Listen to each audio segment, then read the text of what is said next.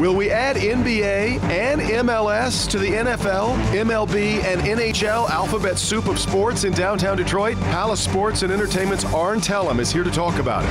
Plus, lame duck Lansing and the horrors in Aleppo. Today is Sunday, December 18, 2016, and this is Flashpoint. Hi, welcome to Flashpoint. 1 week to go before Christmas Day, so we are in full bustle, and that certainly extends to Washington. Tomorrow, the Electoral College meets to put the star on top of this very contested and very divided tree. I don't know that as Donald Trump was announcing his appointment for Secretary of State, we needed a reminder of the complicated world in which we live. But just about the time the appointment was landing, on Twitter, of course, the city of Aleppo, Syria, was being taken over by government forces working in tandem with Russian troops, while some of the rebels were taking to social media to say their poignant final farewells. Assad's Syria and his allies in Putin's Russia. Yes, they are heavy symbolism of the world the president-elect inherits. We're going to talk about that this morning. We're also going to talk about a lame duck session in Lansing that was, well, rather lame in the eyes of some, not much coming from the State House. Is that good or bad? But up first, we're going to talk about a big piece of the Detroit picture for 2017. The Pistons are coming back, or at least that's the plan. The council still has to sign off, and if you were with us last week, you know that's not a done deal. Is it good policy? Does it make sense for Detroit enough to put tax dollars at work for it? Up first, Arn Tellem of Palace Sports and Entertainment today on Flashpoint.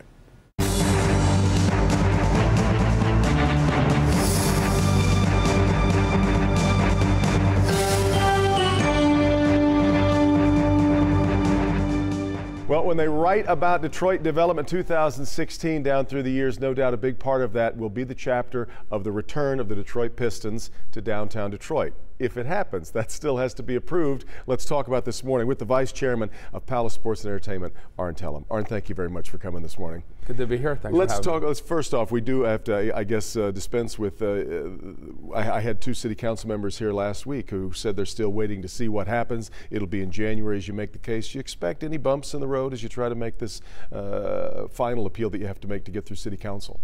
I think once we lay out the full details of the plan and its impact on the city, I anticipate that the city council will embrace it. It's a great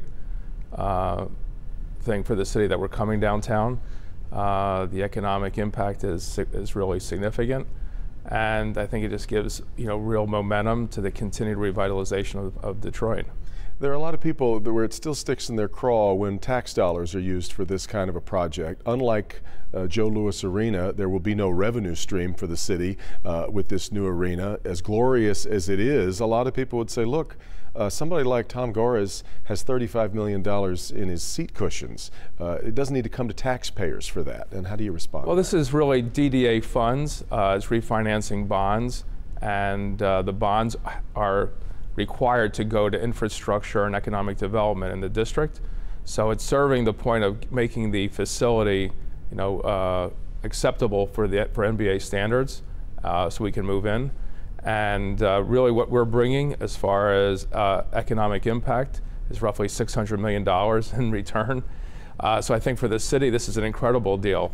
They're getting an NBA team and $600 million of impact, and probably over 2,000 jobs that are going to come with it from construction as we build our practice facility and move all of our people down here, several hundred employees that are going to be full-time down here now working in Detroit, and our team paying significant income tax to the city of Detroit. So I think the economic plus is a huge win for the city. A lot of people are dubious, though, about the idea of these sort of big sports arenas.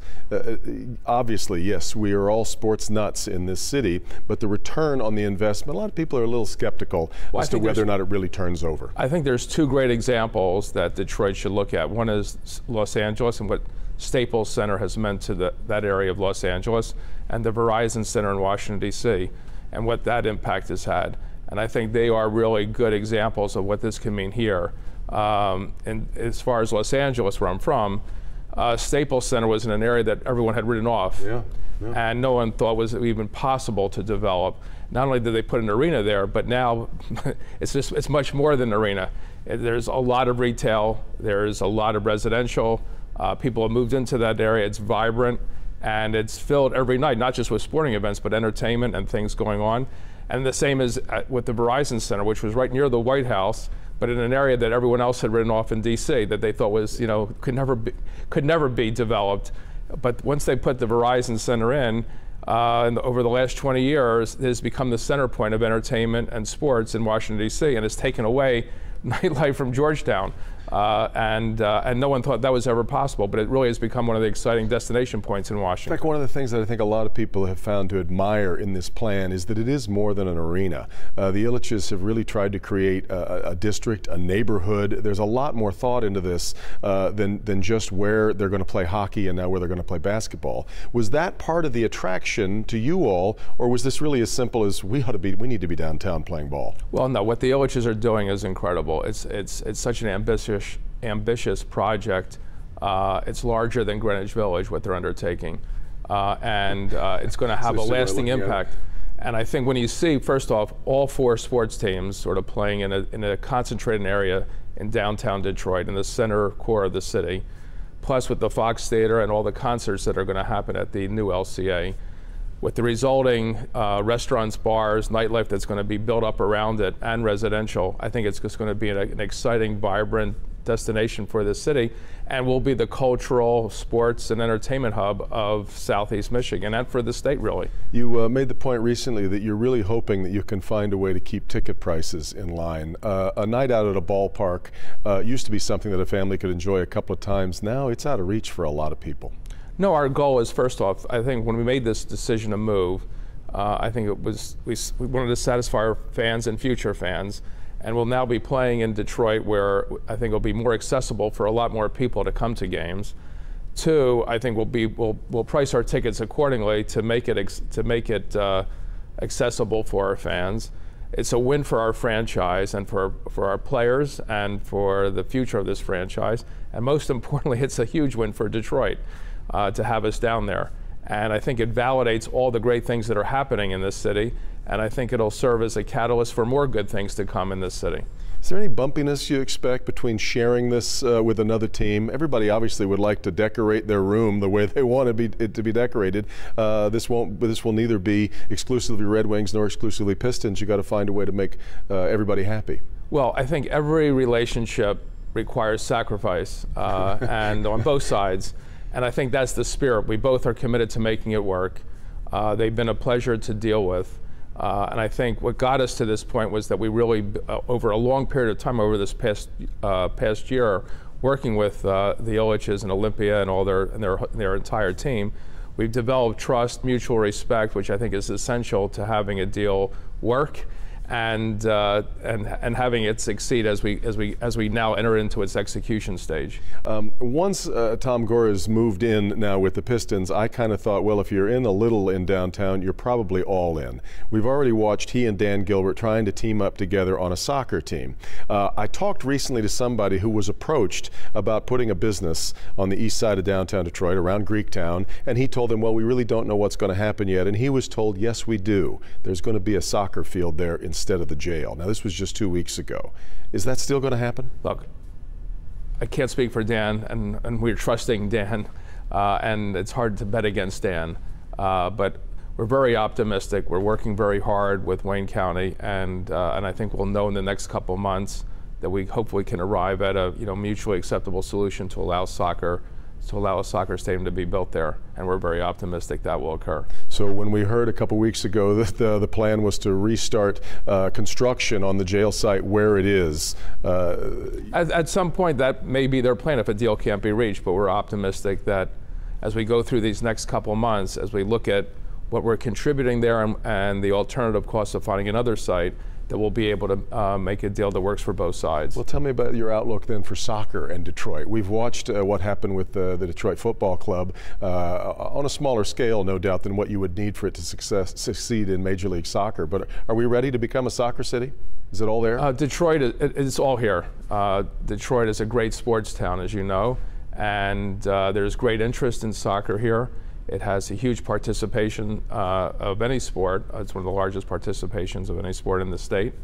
There's great interest. There's a lot of young people moving back into Detroit, and those are the people that are supporting the MLS teams. And I think we'll be able to create a great atmosphere if the stadium is built at that site. for fans to be able to walk to the game and sort of recreate a European experience, which is what they're looking for.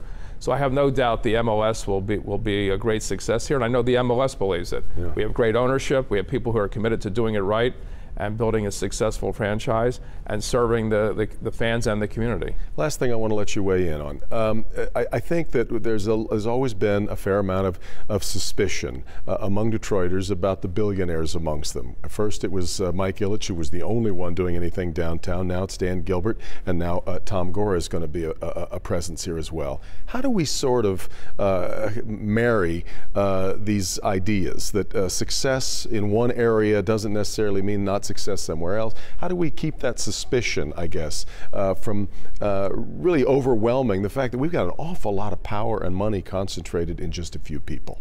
Well, you got to judge the people ultimately by their actions, not just their words. And I think if you look at what we've done over the past year alone, that we've been really committed to doing right by this city. Put aside the move, we've really engaged with the community. We've really formed, I think, a half dozen or so key partnerships with many philanthropic organizations that are doing great work in the city, like PAL, like City Year, Say Detroit, Grow Detroit's Young Talent, and we're committed to doing more. So what I would respond is we're all in on Detroit. We're going to do right by the city, and we believe doing right by the city and being socially responsible is good for our organization and good for the basketball team. All right, I've really been looking forward to drilling down on this with you. I appreciate your time this morning. Thanks very much for being here. No, thanks for having me. And we'll continue with more on Flashpoint right after this on Local 4. This is good. This is better. Come to Matic Chevrolet and brighten up your season. Right now, you can get an Equinox LT for an unbelievable $68 a month, a Cruise LT for only $68 a month, or a Silverado Double Cab LT for $207 a month. Give yourself the gift of the year's lowest prices. Get to I-96 and Telegraph and let Matic light up your season with a brand new vehicle. It's better in every way at Matic. It's never been easier to shop Carson's for the holidays with buy online, pick up in store. Shop for what you want when you want it. Simply shop Carsons.com, select pick up in store, and place your holiday order online.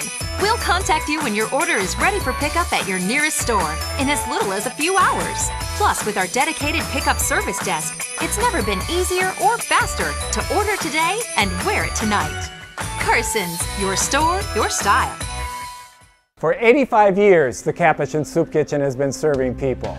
But we're more than just about food. We nourish people by distributing clothes and household goods, growing food on our urban farms, stretching children's minds through tutoring and the arts, challenging addictions and helping reclaim lives, offering new starts through job skill training, working for a more just, peaceful world. Contributions are needed. Please send yours now. Monday, regular people compete to achieve their dreams. It's the premiere of The Wall at 10. Then at 11. It's the season for giving, which means precious presents delivered by the truckload. But the extra steps one company is taking to get you your gifts on time have some customers concerned. And when I opened the box, the bottle was completely broken. It's so expensive for shipping that I wish they were taken more care of. The defenders exposed the delivery decision that could make or break this Christmas. Monday at 11 on Local 4 News. All right, welcome back. A lot to talk about with my two Flashpoint chums, Nolan Fenley from the Detroit News and Stephen Henderson here from the Detroit Free Press. Let's start coming off that conversation with Arn Tellem. Should there be any reason, now that we understand that there is another $35 million of taxpayer money involved in all this, Stephen, is there anything here you see that should keep the council from approving this, though? I think there are some questions to ask, as there always should be, about public money for private enterprise. I mean, that's happening more and more frequently as we get further and further into the redevelopment of downtown and midtown, and it glares ever more brightly as the neighborhoods feel more and more left behind or left out. And so, look, this is a stadium for a billionaire, and now you've got another billionaire who says, well, I want to play in it too, but you got to give me some incentives as well. That's always worth sitting down and really asking, is this the best use of public money, or should we pair it with something else that directly benefits the neighborhood? But it's difficult with money that's hard. Some of it's hard to earmark it for much else, right? Well, I mean, you're talking about two people who think nothing about writing a check for $35 million to buy an athlete who may or may not work out, and then continue to pay him while he's sitting at home watching the games. I just don't think they can make a case that in a city and a state this strapped for money that we need your public bucks. I think they would be doing a lot more public service and doing more good for the city if they said, this is our team, our development, we're going to pay for it ourselves. I get nervous when you guys agree about things, but that's kind of where you are, I guess. Another area, though, I think that you're in agreement. I referred to it being a sort of a lame duck session. There wasn't a lot to talk about, but on Thursday, the energy piece of this, which is, I guess, what some people held out as maybe the only thing that could come out of it, was on its way to the governor. Yeah, and I'm on record in other spaces just absolutely against lame duck. I just can't stand lame duck. I think it's one of the worst features of a full-time legislature is that they get this little window where they don't feel accountable for the things that they're going to do, or not accountable in the same way. The energy package is probably the least offensive thing they were working on this time, but there was a lot of other really crazy stuff that they were trying to rush through that would do damage to the state, and then the people who did it would just waltz off into the sunset. That's just not a way to make. That's not a way to make policy. The counter argument, though, is that in an era of stagnation and not being able to move anything forward, that it finally gives somebody a chance to get something done. Well, I mean, this was the most appropriate piece of legislation to pass in lame duck because it had been thoroughly debated over the last 2 years. There had been compromises and give and take. Yeah. They had went through the normal policy making process, and we wrote in the beginning that lame duck ought to pass this and just go home. It's a very significant piece of legislation, and had they not passed it, all that work they've done over the last couple of years would have had to start over in January because a lot of these folks are leaving. One of the things that didn't come out, though, Stephen, was we had an effort at brownfield legislation. Yeah. We also had some tax packages that Dan Gilbert was really hoping would come out of Lansing, and that didn't happen. Yeah, well, and again, if these are great ideas, and maybe they are, let's talk about them in the new legislature. Let's have hearings, open hearings that people can go to. Let's ask questions about how these things are structured. The idea that these should come up and get voted on, again, when legislators feel like they've got a free pass, there's something really dangerous about that, and we've seen, really controversial stuff get rammed through before during these sessions. Let's talk. In fact, I was about to ask you what we expect out of them in 2017. We'll save that. You're both going to be here on New Year's Day. We'll save that as we look ahead. Let's talk a little bit about what we know about what's going on right now in Washington. We had. You'd have to be a pretty cold-hearted person not to have watched those videos that some of these rebels made out of Aleppo this past week. And I think it put in. Now, anybody who is involved in a civil war, there's a risk in that, and it's not going to end well for the losing side. But I think it put into stark relief a little bit here, Nolan, the times in which we live, and now watching Donald Trump fashioning the team that has to deal with all of that at a time when we're very, very conflicted about our relationship with Russia. What was your takeaway this week? Well, it's complete failure of Middle East policy by this administration. Remember, the guy who is killing those people and who is now back in control for the most part of Syria is the same person, Bashar al-Assad, whom Barack Obama drew a line in the sand before and then did nothing. Was completely impotent in the face of his carnage.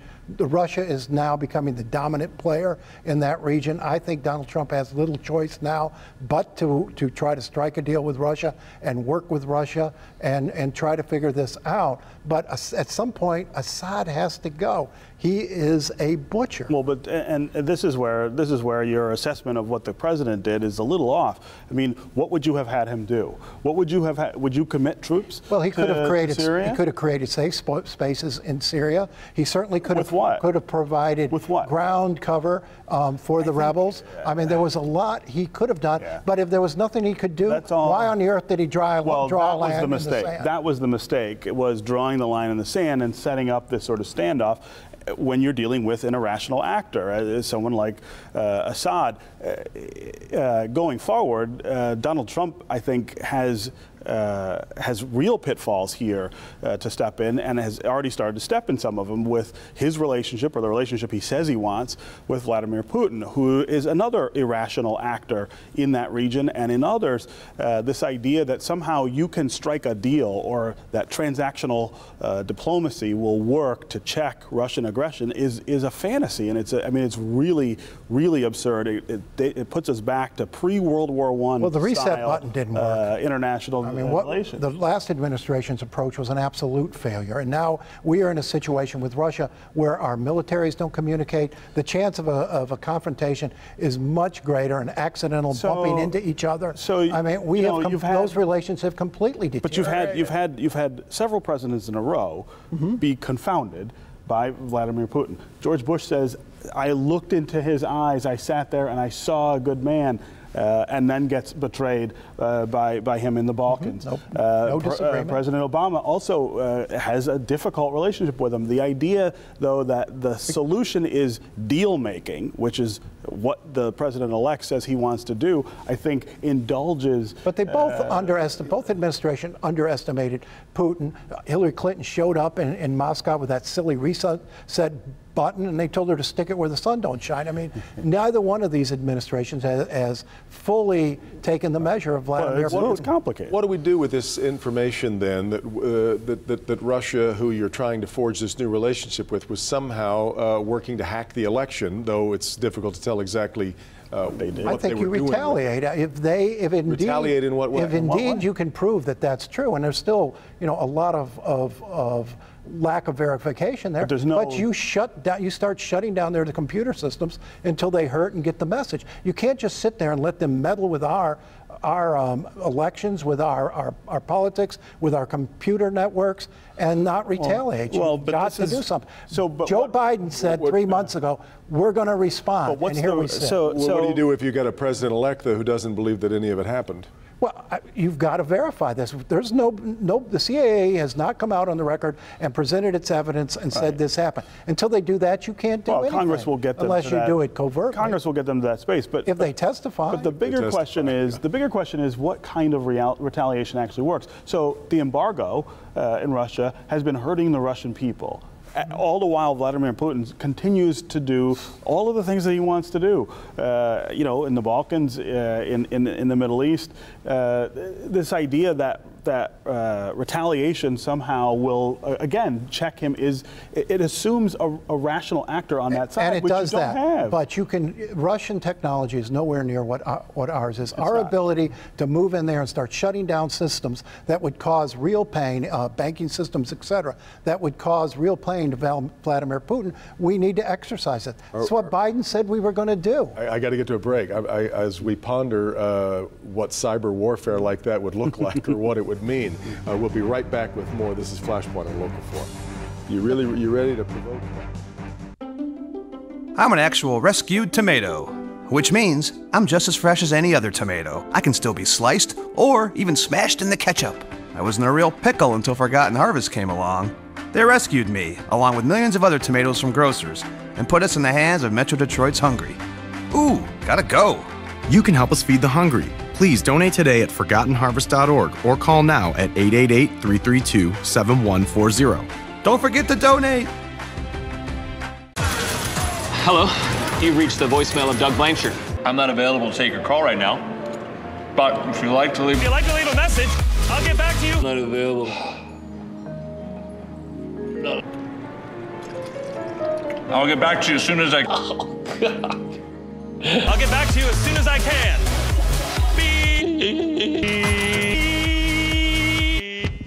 Make time for the time of your life at Motor City Casino Hotel. 2016 may be coming to a close, but the savings are just beginning during the Big Finish event, only at Galling Chrysler Dodge Jeep Ram. Lease the 2016 Dodge Journey RT, $229 a month for employees, $259 a month friends and family. Or the 2017 Ram SLT Bighorn 4x4, $239 a month for employees, $299 friends and family. Come experience the Galling difference today. Located on Telegraph just north of Square Lake in Bloomfield Hills. Let's face it, mornings can be a mess. We know because we're morning people, and no matter what kind of morning person you are, this is your time on Local 4 News Today. We keep moving to keep you moving. If you're thinking about it, we're talking about it. So to you who can never get out of the door on time, and to you who always has time to stop for coffee, Morning People Unite. This is your time, and this is your place. Detroit mornings start here. Local 4 News Today. Welcome back. Nolan just said something interesting in the break. You said that you can't allow yourself to be manipulated by bad behavior. I think we're seeing that playing out in a lot of places right now. China is apparently militarizing some of these man-made islands to a degree that we didn't know before. And they're doing that in response to an aggressive move by the president-elect. That phone call with the Taiwanese president says to them, well, this is, if they feel like there is an irrational actor on this side, they will behave more irrationally. They've been building and militarizing those islands. I'm not sure that happened for months. And I'm thinking of the bomber flight over the nuclear bomber flight. But the message that sent was, we're not going to sit here and ignore everything you do while we acquiesce to everything you request. I think that was that move with Taiwan was very strategic and very important to tell them, look, we are not going to dance to your tune. And so the response is that they fly a nuclear bomber over islands that they think they probably ought to own. What's the next step? I don't think you can sit here and cower and say, China, we're not going to check you in any way, do what you want, and meanwhile we're going to let you steal our intellectual property, we're going to let you manipulate your currency, and we're going to let you continue to threaten Taiwan. I will look forward to your grandson fighting that war that you're going to start. I got to leave it there. I knew you wouldn't agree for the whole conversation. Thanks, Merry Christmas. Thank you as well. We'll see you next week, which is our Christmas Day edition of Flashpoint. Meet the Press coming up next right after Mitch Albom's Heart of Detroit.